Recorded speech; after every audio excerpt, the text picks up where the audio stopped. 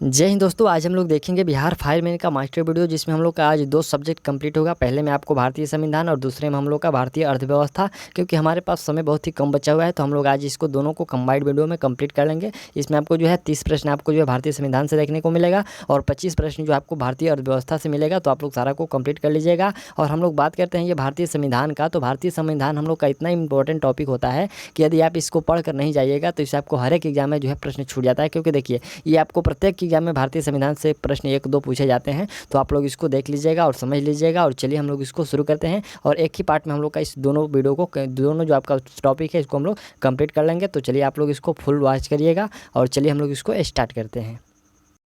और पहला यहाँ से हम लोग का जो प्रश्न है आपको भारतीय संविधान से शुरू होता है। प्रश्न कह रहा है कि संविधान को 26 जनवरी के दिन लागू करने का निर्णय इसलिए किया गया क्योंकि। देखिए यहाँ पर हम लोग कहा कि 26 जनवरी को ही हमारा संविधान लागू करने का निर्णय क्यों किया गया है। तो इसके पीछे भी रीज़न है। इसका रीज़न क्या है कि कांग्रेस ने इस तिथि को 1930 में स्वतंत्र दिवस के रूप में मनाया था। इसीलिए आपको जो है 26 जनवरी 1950 को हम लोग का यह संविधान लागू हुआ और उस दिन हम लोगों ने गणतंत्र दिवस मनाना शुरू किया। क्योंकि 1930 से ये हम लोग का जो भारतीय राष्ट्रीय कांग्रेस है, ये अपना 30 जनवरी से ही स्वतंत्रता दिवस मना रहा था। तो हम लोग का जो भारत है आपको 1947 में आज़ाद हुआ था। तो आपको 15 अगस्त को 1947 के बाद जो है 15 अगस्त को आपको मनाने जाने लगा आपका स्वतंत्रता दिवस। तो ये जो हम लोग का 30 जनवरी था, ये तो आपका छूट गया। तो इसलिए आपको 30 जो 26 जनवरी है, इसके याद में ही आपको 26 जनवरी को ही संविधान लागू कर दिया गया, ताकि आपका जो है गणतंत्र दिवस भी याद रहे और जो आपका कांग्रेस का पुराना वाला जो आप स्वतंत्रता दिवस है वो भी याद रहे। ठीक, तो इसीलिए आपको ये 26 जनवरी को लागू किया गया था। इसके पीछे यही कारण है। ठीक, दूसरा प्रश्न हम लोग का है कि भारतीय संविधान में शामिल है कितने, क्या शामिल है। तो देखिए, भारतीय संविधान में जो शामिल है वह आपको 395 अनुच्छेद और 22 भाग और फिर यहाँ से 12 अनुसूचियाँ शामिल है। ये हम लोग के भारतीय संविधान में।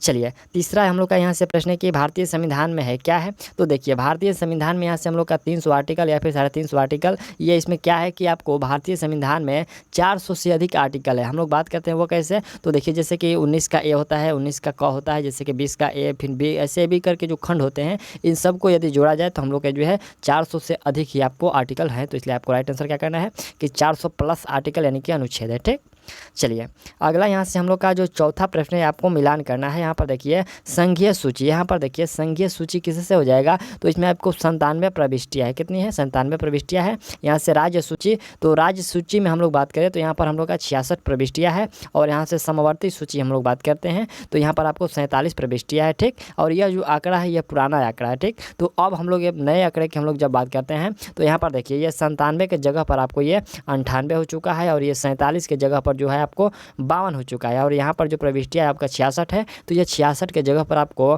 59 हो चुका है, यानी कि इसमें आपको 7 घट गया है। ठीक, चलिए, और इसमें हम लोग का कूट भाषा में भी आपको आंसर देना था, तो ऑप्शन आपका बी वाला जो है करेक्ट है। ठीक, चलिए अगला यहाँ से हम लोग का प्रश्न है कि निम्न शब्दों पर विचार करना है। जैसे कि समाजवादी है, प्रजातांत्रिक है, सार्वभौमिक है और धर्मनिरपेक्ष है। क्या है यहाँ पर? सही शब्दों के विचार अनुसार क्रम दीजिए। यहाँ पर आपको विचार अनुसार क्रम देना है। तो सबसे पहले ऑप्शन सबसे अंत में आपको क्या होगा। तो देखिए यहाँ पर सबसे पहले होगा कि सार्वभौमिक, उसके बाद यहाँ पर समाजवादी होगा, उसके बाद यहाँ पर धर्मनिरपेक्ष और उसके बाद आपका प्रजातांत्रिक होगा, यानी कि ऑप्शन आपका ए वाला जो इसमें करेक्ट होगा। ये सभी आपको प्रस्तावना में दिया गया है। ठीक, अगला यहाँ से हम लोग का प्रश्न जो है छठा है कि भारतीय संविधान की प्रस्तावना में समाजवादी शब्द किस संशोधन के तहत जोड़ा गया। देखिए बहुत ही अच्छा प्रश्न, ये आपको वीवीआई प्रश्न है कि जो आपको समाजवादी शब्द है ये संविधान के कौन से संशोधन के तहत जोड़ा गया था।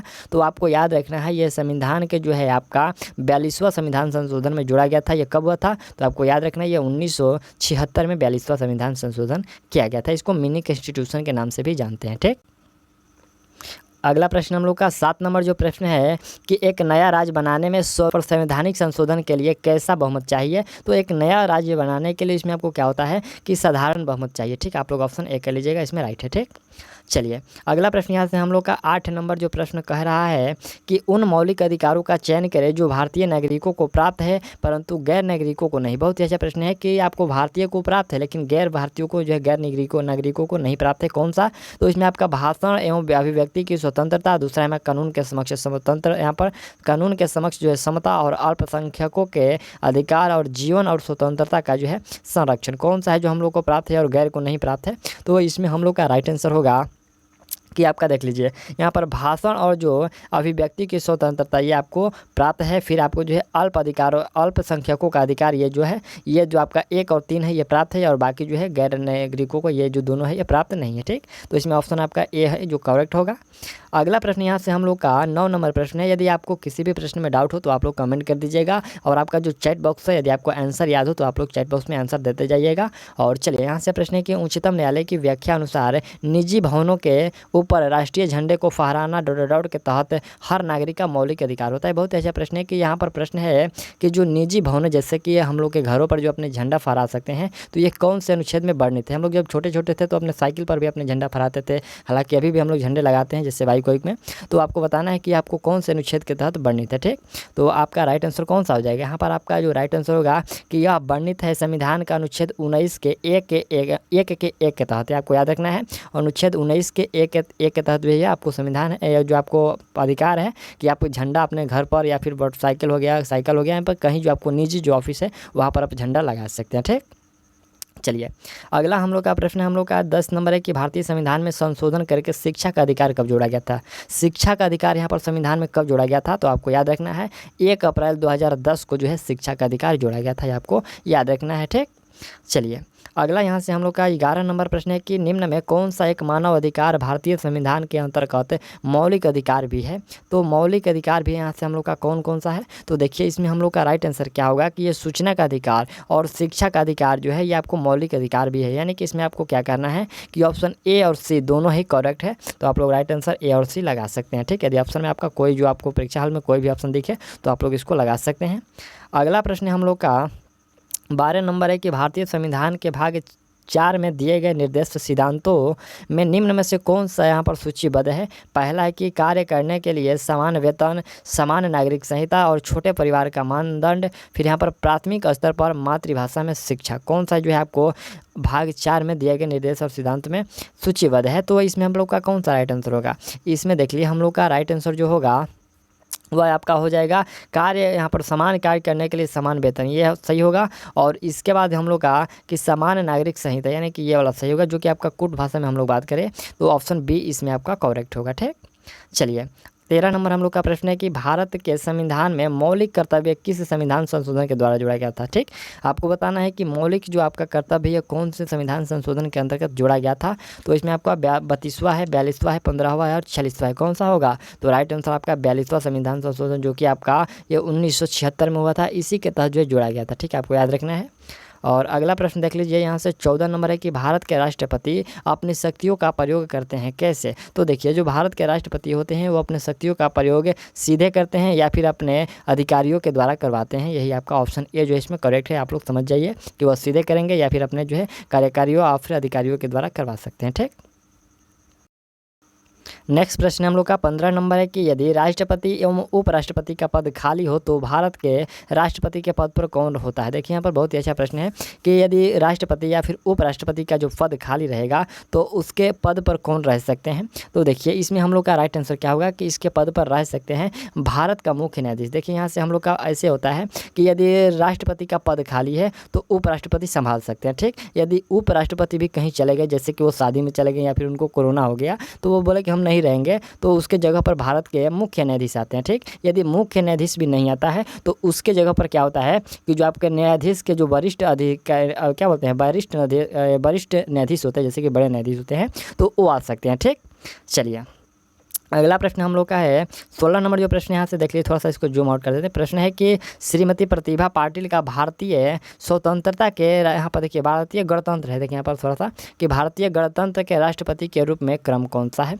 तो इसमें आपको देखिए क्रम में हम लोग बात करें तो उनका 13वां क्रम है। ठीक, आप लोग थोड़ा सा समझने की कोशिश करिएगा। ये जो आपको क्रम में पूछा जाए जैसे कि 1 आदमी, 2 आदमी, 3 आदमी, 4 आदमी, तो इसमें आपको उनका 13वां है। और वही आपको जो है जैसे कि जो आपको 2 बार कोई बन जाता है तो उसको 1 ही गिना जाता है, तो उसमें आपको क्या होता है कि उनका ये 12वां स्थान हो जाता है। ठीक, तो आप लोग ऑप्शन आप लोग भी कर लीजिएगा। यदि आपको व्यक्ति अलग अलग पूछा जाए तो आपको क्या होगा कि यहाँ से आपको 13वां होगा। यदि व्यक्ति को 2 व्यक्ति को एक ही बार, जैसे कि मान लीजिए कोई 10 साल के लिए जो है राष्ट्रपति बन गया, ठीक, तो उसको 1 ही गिना जाएगा, तो यह क्या होगा कि ये 12 ही होगा। ठीक, तो इसमें हम लोग का राइट आंसर 12 होने वाला है। ठीक, यहाँ पर पूछा गया है कि श्रीमती प्रतिभा पाटिल का भारतीय गणतंत्र के राष्ट्रपति के रूप में क्रम है, तो 12वां या फिर 13वां जैसे आप लोग कर सकते हैं। ठीक, चलिए अगला प्रश्न हम लोग का है, एक विधेयक जो संसद में प्रस्तुत किया जाता है कौन सी प्रक्रिया के बाद अधिनियम बन जाता है। तो देखिए ये जो कोई विधेयक जो होता है यहाँ पर है कि कोई विधेयक जो है कैसे ये जो आपको अधिनियम बन जाता है। तो आपका राइट आंसर होगा यह अधिनियम बनता है जब राष्ट्रपति अपनी सहमति दे देता है। जैसे कि राष्ट्रपति जब उस पर साइन कर देंगे, हस्ताक्षर कर देंगे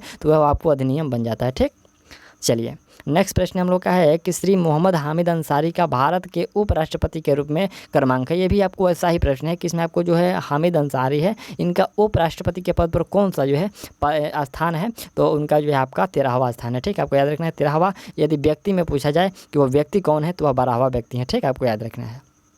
चलिए अगला प्रश्न हम लोग का है कि राष्ट्रीय सुरक्षा समिति का प्रधान कौन होता है। देखिए यहाँ पर ये प्रश्न थोड़ा सा आपको धुंधला दिख रहा होगा। तो प्रश्न है कि राष्ट्रीय सुरक्षा समिति का प्रधान कौन होता है।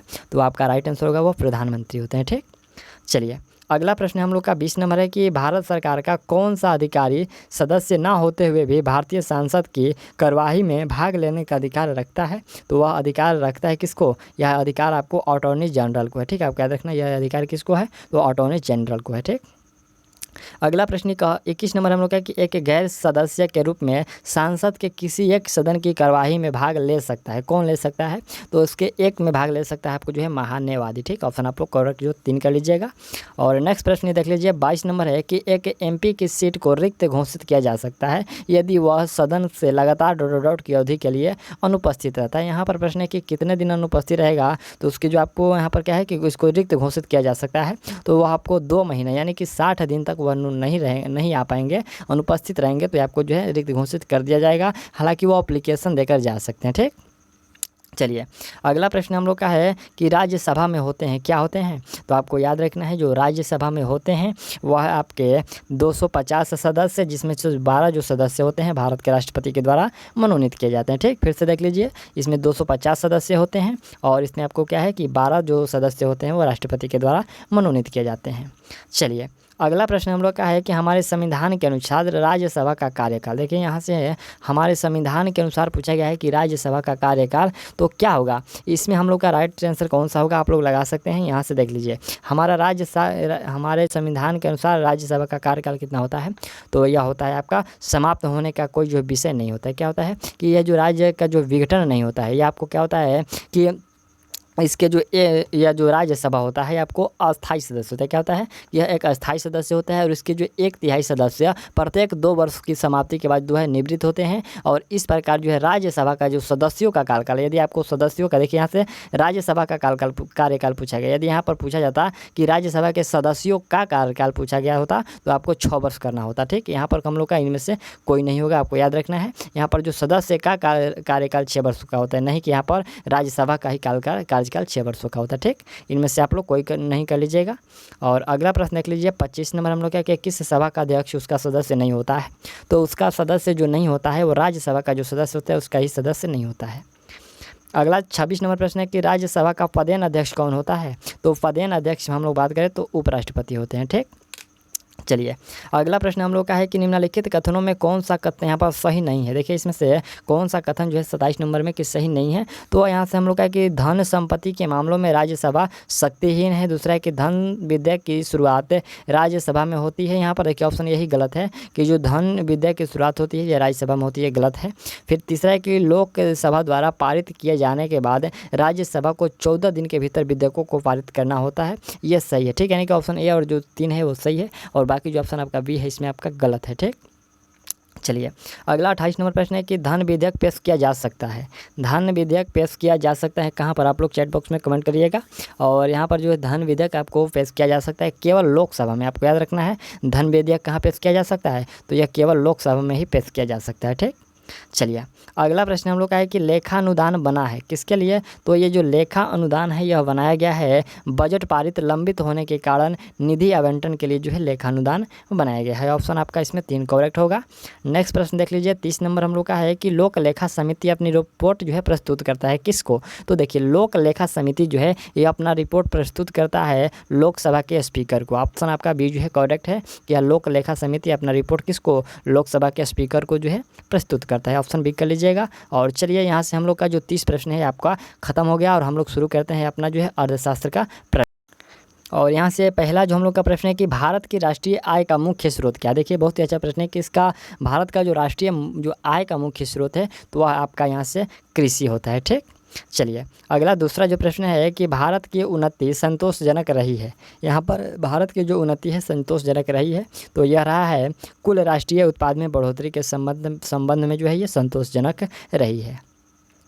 अगला प्रश्न देख लीजिए, तीसरा नंबर प्रश्न यहाँ से है कि भारत में राष्ट्रीय आय की गणना में एक समस्या क्या है। देखिए बहुत ही इंपॉर्टेंट प्रश्न है कि भारतीय राष्ट्रीय आय की गणना में जो एक समस्या क्या है, तो इसका मुख्य जो समस्या होता है कि असंगठित क्षेत्र होता है। ठीक, क्योंकि असंगठित क्षेत्र के द्वारा उत्पादन एवं आय के जो आंकड़े होते हैं किसी भी संस्थान या फिर प्रदान नहीं किए जाते हैं, तो इसलिए आपको क्या होता है कि एक समस्या हो जाता है।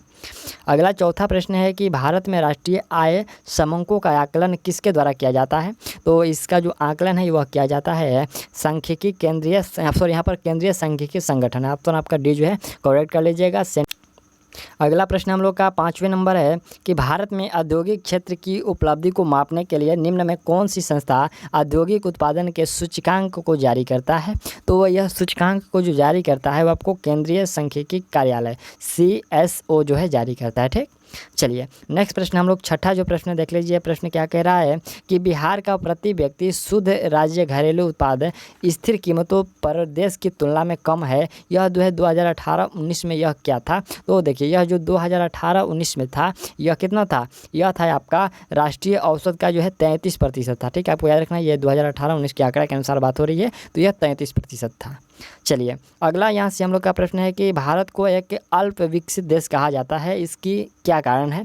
तो देखिए भारत को एक अल्प विकसित देश कहने का जो कारण है कि तीव्र गति से जनसंख्या में वृद्धि के कारण भी इसको अल्प विकसित कहते हैं। फिर आपका कृषि पर अधिक निर्भर के कारण भी इसको अल्प विकसित कहा जाता है। और औद्योगिक उन्नति की मंद गति के कारण, यानी कि जो यहाँ पर औद्योगिक क्रांति है, उद्योग से जो कारखाने जैसे होते हैं तो आपको कम यानी कि कम विकसित है, तो इसके लिए भी इसको अविकसित देश कहा जाता है। यहाँ पर अविकसित देश कहा जाता है, तो ये 3 कारणों से इसको कहते हैं। ठीक, ऑप्शन आपका डी है इसमें करेक्ट होगा। अगला यहाँ से हम लोग का 8 नंबर जो प्रश्न है कि भारत में आर्थिक विकास अवरुद्ध रहा है मुख्यतः किसके लिए। तो यहाँ पर जो अवरुद्ध रहा है किसके कारण पूछा गया है, तो आपका राइट आंसर होगा यह देखिए यहाँ पर अकुशल कृषि व्यवस्था के कारण यहाँ पर अवरुद्ध रहने की रुकावट रहा है। और दूसरा है कि अनियमित औद्योगिकरण के कारण, ये भी सही है। और पश्चात सामाजिक जो है अभिवृद्धि के कारण, यहाँ पर हम लोग का सभी जो है तीनों जो आपका ऑप्शन में दिया गया है ये तीनों सही है कि आपको जो है भारत में आर्थिक विकास का अवरुद्ध रहा है, ये तीनों इसका मुख्य कारण है। ठीक, चलिए 9 नंबर यहाँ से हम लोग का प्रश्न है कि हिंदू वृद्धि दर किससे संबंधित है। तो ये जो हिंदू वृद्धि जो दर है यह आपको संबंधित है GDP से। ठीक है, आपको याद रखना है GDP से।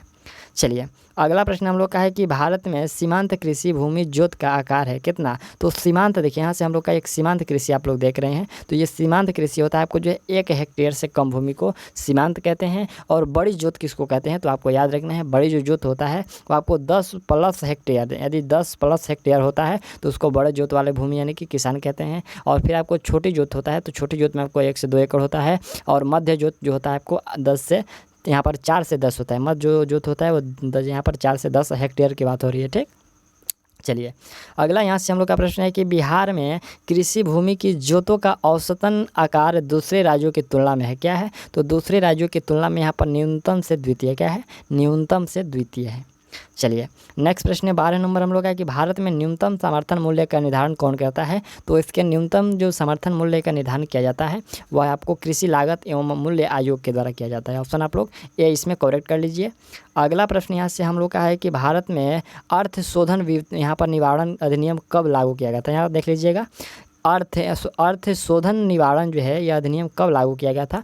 तो आपको याद रखना है यह 2005 में लागू किया गया था। ठीक, अगला प्रश्न देख लीजिए यहाँ से हम लोग का कि शब्द संक्षेप TRIMS यहाँ पर ट्रिम्स के से क्या बनता है, यानी कि ट्रिम्स से आपको इसका फुल फॉर्म बताना है क्या होता है। तो इसका फुल फॉर्म होता है व्यापार संबंधित निवेश उपाय। इसका अंग्रेजी होता है ट्रेड रिलेटेड इन्वेस्टमेंट मेश्योर होता है। ठीक, चलिए अगला प्रश्न हम लोग का यहाँ पर 15 नंबर जो प्रश्न है कि भारत सरकार ने अखिल भारतीय थोक कीमत सूचकांक के अधिकार, यहाँ पर थोक सूचकांक के आधार पर जो है आपको आधार वर्ष 2004-05 से बदलकर किस वर्ष को बनाया है। तो 2005 से 4-5 को बदलकर यहाँ पर 11-12 को बनाया है। ठीक है, आपको याद रखना है भारत सरकार ने अखिल भारतीय थोक कीमत सूचकांक 4-5 से बदलकर 11-12 को बनाया है। ठीक, चलिए अगला प्रश्न है कि भारत के किस राज्य की वर्तमान मूल्यों पर नवीनतम प्रति व्यक्ति आय न्यूनतम है? तो यह जो न्यूनतम है आपका बिहार का, ठीक। ऑप्शन आप लोग ए कर लीजिएगा।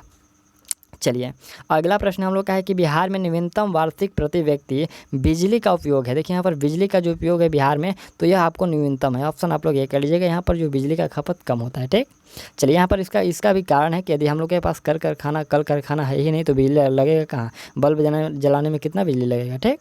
चलिए अगला प्रश्न है कि भारत में किस राज्य में कपास का औसतन जो है उत्पादन सर्वाधिक होता है? तो कपास का जो औसतन सबसे अधिक आंध्र प्रदेश में होता है, ठीक।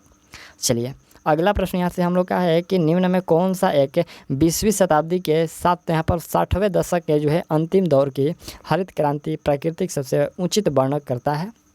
यहाँ पर उचित वर्णन करता है, क्या क्या है देख लीजिए। ऑप्शन पर आप लोग गौर करिएगा। यहाँ पर हरी सब्जियों का अत्यधिक उत्पादन, क्या यह कृषि से संबंधित है? कृषि जो है कृषि हरित क्रांति से। फिर यहाँ पर गहन कृषि जिला कार्यक्रम, ये देख लीजिए। फिर इसके बाद है उच्च उपज किस्म कार्यक्रम। फिर इसके बाद यहाँ से हम लोग का है कि बीज उर्वरक जल तकनीकी। कौन कौन सा सही है और कौन कौन सा गलत है? तो इसमें देख लीजिएगा ऑप्शन जो आपका 3 है, इसमें आपका है कि उच्च उपज किस्म कार्यक्रम और जो है बीज उर्वरक जल तकनीकी, यानी कि ऑप्शन सी और जो डी है ये आपको हरित क्रांति से बिल्कुल सही है, उसी का ये आपको दिया गया है। और फिर यहाँ से हरी सब्जियाँ वाला है, ये गलत है। हरी सब्जियों से आपका हरित क्रांति में कोई जो है संबंध नहीं है। फिर यहाँ पर गहन कृषि, ये भी जो इसका भी कोई संबंध नहीं है, ठीक। ऑप्शन आपका जो सिर्फ सी और डी सही है, ठीक।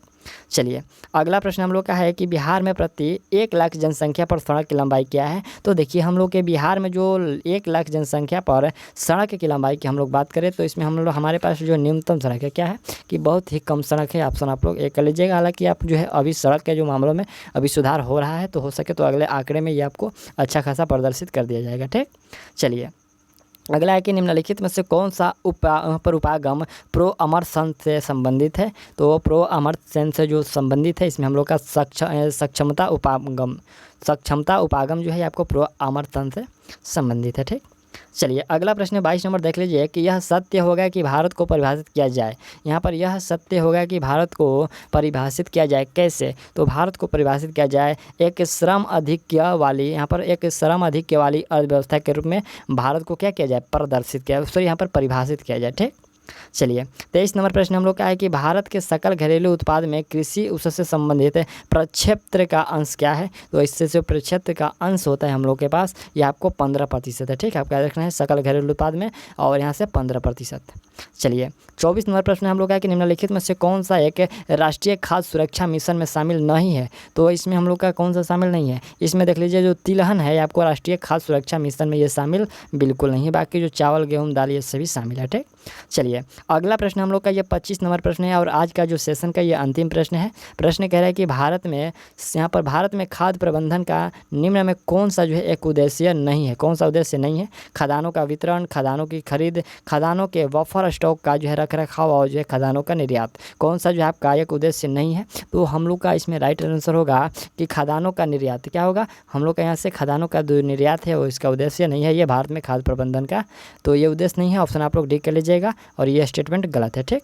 तो यहाँ तक हम लोग का जो है 25 प्रश्नों तक कंप्लीट कर लिए हम लोग। टोटल इसमें आपको 55 जो प्रश्न है जो कि आपका भारतीय संविधान और अर्थव्यवस्था से कंप्लीट हो चुका और आप लोग इसको अच्छे से देख लीजिए और याद कर लीजिएगा। हो सकता है तो आपको इससे प्रश्न जो है आ सकते हैं एग्जाम हॉल में, तो आप लोग इसको ध्यान दीजिएगा। और चलिए हम लोग मिलते हैं अगले वीडियो में। और आपका जो शाम को जो आपका रिवीजन बैच है तो आप लोग उसको भी देख लीजिएगा। आपको शाम 7 बजे से रिवीजन वाला क्लास शुरू हो जाएगा, तो आप लोग उसको जो है जितना हम लोगों ने अभी तक सेट प्रैक्टिस के माध्यम से या फिर जैसे भी हम लोगों ने पढ़ा है तो सारा का निचोड़ उसमें आपको दिया गया है, तो आप लोग उसको जरूर देख लीजिएगा और कल अपना एग्जाम जो है सही अच्छे ढंग से दीजिएगा, ठीक। तो चलिए मिलते हैं अगले वीडियो में और तब तक के थैंक्स ऑल दी बेस्ट।